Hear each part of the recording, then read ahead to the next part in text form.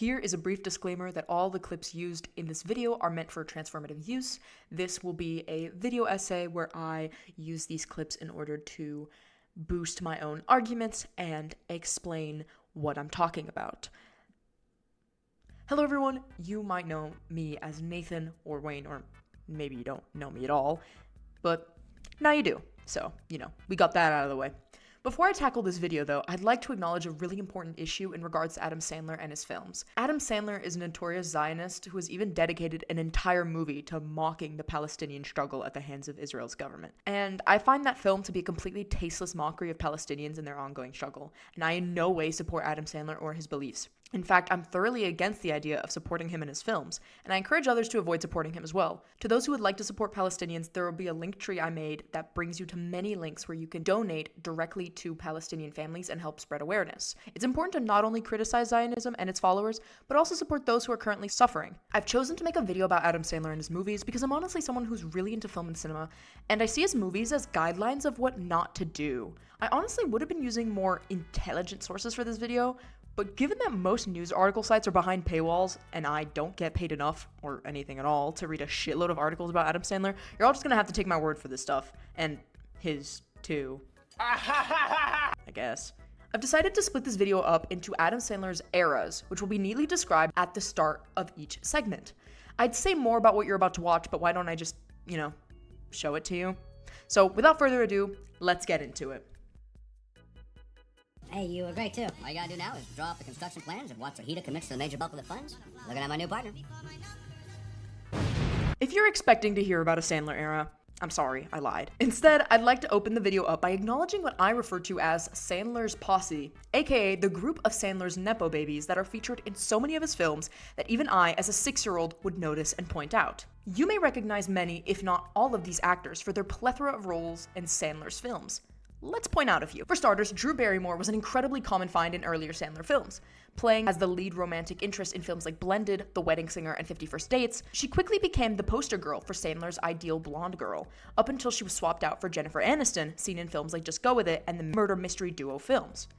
Well, why was Drew Barrymore so prevalent in Sandler's films? Well, the answer's simple. It's one that applies to pretty much everyone else in this rigid posse. She was his friend. That's quite literally why the majority of these other actors up on the screen are in so many of his movies. Let's have a look at Jonathan Luran. As a longtime friend of Sandler's, he ended up accumulating an insanely high amount of Adam Sandler films over the years. Don't believe me? Take a look at this. And this isn't the end of it. Opening the drop-down menu shows you an even larger plethora of Adam Sandler films. It's insane, and it's the same for actors like Peter Dante and Alan Covert, who have nearly identical filmographies as a result of being in Happy Madison films. I don't particularly have beef with every single member of this group. I don't know them personally, and I know that some have even gone on to cut ties with Sandler. However, I can point out one actor in particular who I've always loathed the most, Rob Schneider.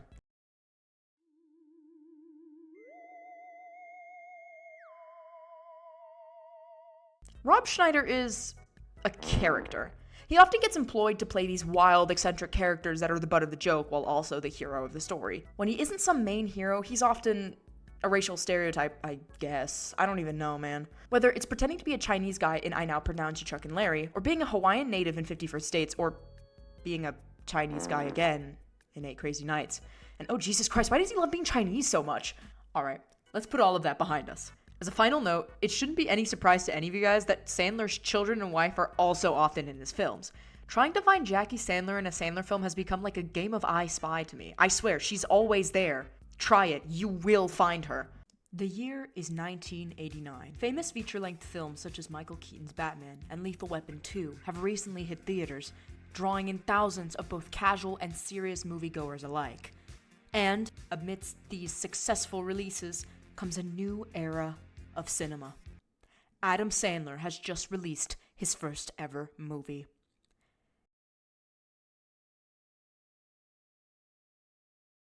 So I peed on her shoes. Urinate.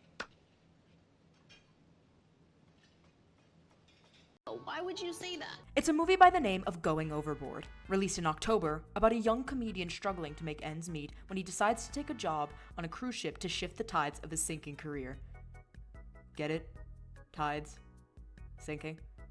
Okay, I'll stop. Apparently this movie fucking sucks. But that didn't matter whatsoever because it was just the beginning. I call this era the nobody years because it's when Adam Sandler was, well, a nobody. He wasn't particularly famous, and the only successful film he'd been in at the time was Coneheads, but he still wasn't known for that. Most people think of Coneheads and think of Aykroyd's performance, not Sandler's. Sandler had only barely gotten his foot in the door in terms of comedy movies. Things seemed grim. Was Sandler not cut out for comedy? Was he not cut out for cinema? The answer was soon revealed.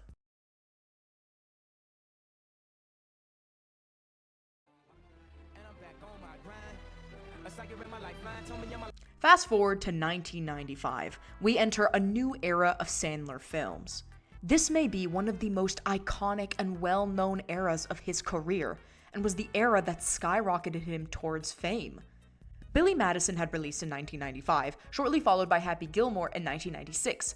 Both films combined made a total of $67.6 million.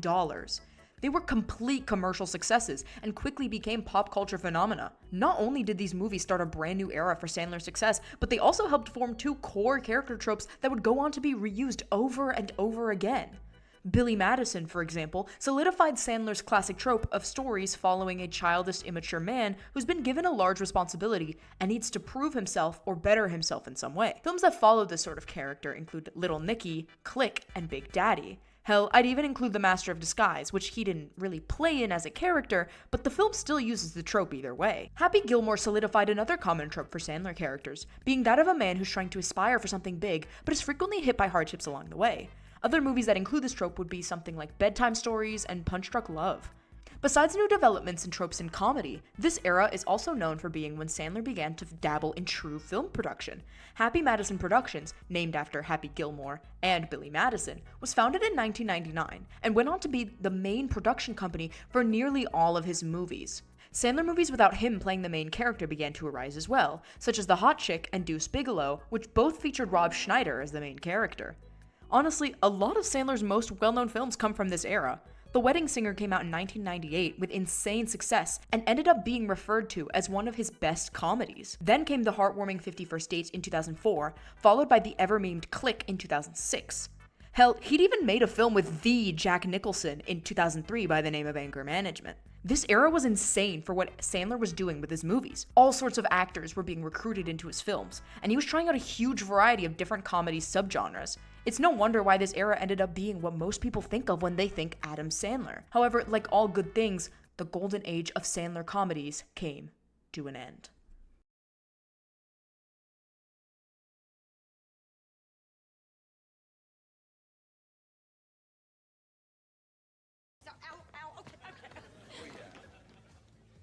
Adam Sandler? What are you doing here? Waiting for them to play Gangnam Style. A little while after I was born, a new era commenced because a dumpster fire of a movie dropped. I now pronounce you Chuck and Larry. Okay, I'll be honest, this was kind of one of my favorites growing up. Like, it was corny and cheesy, but it had a decent message of how gay couples deserved respect. For 2007, it was a bit refreshing. But that's not to say that it didn't suck, though, because it did. Trust me, it did. And it set the expectations for many of the following films from 2007 through 2015. Some movies that truly defined this era would be Grown Ups, Just Go With It, Jack and Jill, Blended, Mall Cop, and Pixels. Man's a bad guy? They typically fell into a very similar type of comedy. It's hard to describe, but incredibly easy to spot. Lots of heavy-handed nostalgia, lots of boisterous, overextended jokes, and just lots of sound. Like, these movies are really, really fucking loud. They also have this sort of dull, lifeless look to them. They sort of look like they've been scrubbed with soap and left out to dry for a few hours. It's likely due to the shift from film cameras to digital cameras, and it's really distracting. They're the type of films you'd catch on Starz cable every time you turn the TV on. And I should know, because that's exactly what I experienced. Adam Sandler kind of plays the exact same guy in these movies. I'm not kidding. You'd think they're just him in a bunch of alternate universes. One of the only films of this era where he isn't just playing himself would be Mall Cop, because he just isn't in it. Back to the nostalgia thing though, it's like a neurotoxin spreading in the air. It's in so many of his movies. Like, Just Go With It features several iconic songs by The Police. just because, I guess, and the conflict of grown-ups is mainly centered around a basketball game that occurred in the 80s. And don't even get me started on Pixels. The entire selling point of Pixels is just 80s arcade gamer nostalgia, once again telling the audience that Sandler is stuck in the past and wants to return to that cool teen he once was. Then he gets the hot girl, because he always does, yada yada, and saves the day. Oh, and that fat guy fucks Qbert, so that's cool. If I could summarize this whole era, I'd say it was sort of the random XD era. You don't really feel very connected to the characters he plays because they all feel like the same guy. Most of the jokes are just quote funny because they're gross or unexpected. It shows a sort of laziness in writing and carelessness for the craft as a whole.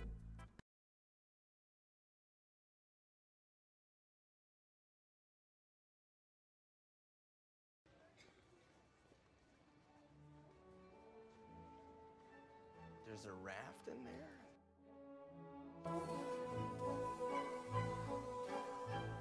I decided to put both of these eras in the same part because, truth be told, I haven't seen many of these films.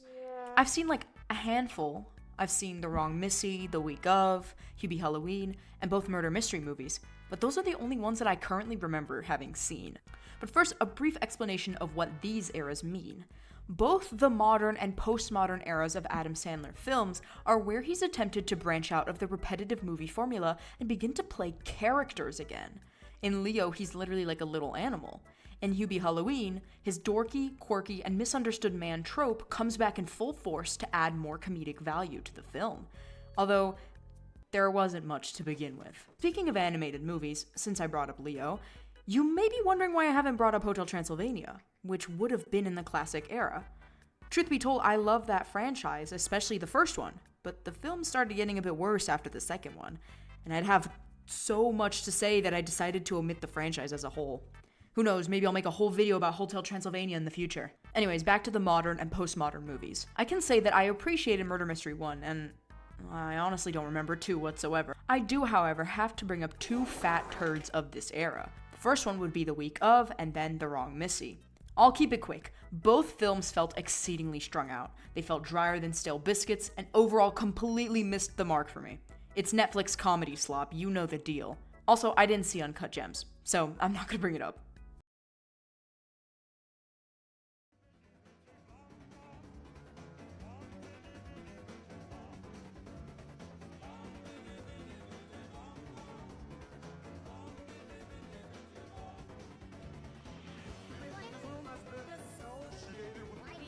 You also may have noticed when I spoke about the Golden Age that I didn't bring up one movie in particular. That would be 8 Crazy Nights, which released back in 2002 and has since received mixed reviews. This was honestly such a fascinating film. I felt like I needed to talk about it all on its own. I saw this with a group of 7 of my friends on the festive night of December 25th, where it also received mixed reviews. For those who haven't seen it, 8 Crazy Nights is a fever dream of an animated film. It follows the main character Davy, who hates the holidays and takes nothing around him seriously. After getting in trouble with the law for the umpteenth time, the semi-famous old man of the town, Whitey, decides to take him in as a form of rehabilitation. Wacky hijinks ensue, and the film ends with a heartwarming scene to commemorate Whitey for his contributions to the community. I'll be honest, I have to give this film credit where it's due. The film has some insane animation. Most people mistake it for Disney or DreamWorks, and the artistry still holds up to this day. Most of the character designs are pretty fun and fluid, and the overall look of the film is really nostalgic and pleasant. It's not a shock to me that a buttload of animation studios worked on this movie. Unfortunately, however, the art of the film is where the charm ends. The film's writing is abysmal. It's full of predictable bullshittery, excessively unfunny gags, and honestly disgusting humor at times. At this point, you should be rather well versed in how lowbrow Sandler's comedy can be. Now imagine that but dialed up to 10. This film takes advantage of the fact it's animated, resulting in its grossness skyrocketing. Characters vomit several times, several characters actively shit on screen, etc. This movie is filthy. Most of us walked out feeling like we needed a shower because of how nasty the movie had been. What could have been a cute animated comedy about Hanukkah ended up a burning disaster with little substance to its plot and foul offbeat jokes. I'm glad I watched it once for the experience, but I'll certainly never see it again.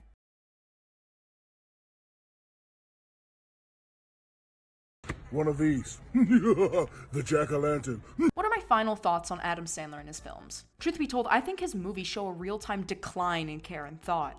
While his earlier films are beloved comedy films that have become iconic over the many years of his career, many of his later movies have resulted in him garnering a reputation for being an incompetent producer and actor. It's a major issue where he only ever plays the same character with different names. He shows a lack of variety, except for in some key films like Uncut Gems, and he absolutely deserves ridicule for it. The writing of his films has deteriorated over time, going from clever quips with quirky characters to excessive potty humor and obnoxious characters. He's lost the subtlety of his earlier works, and has resulted in him becoming a figure that no one can take seriously in the comedy world. He doesn't take himself or his work seriously. It's very clear that many of his films are him being a man-child and pandering to his man-child audience.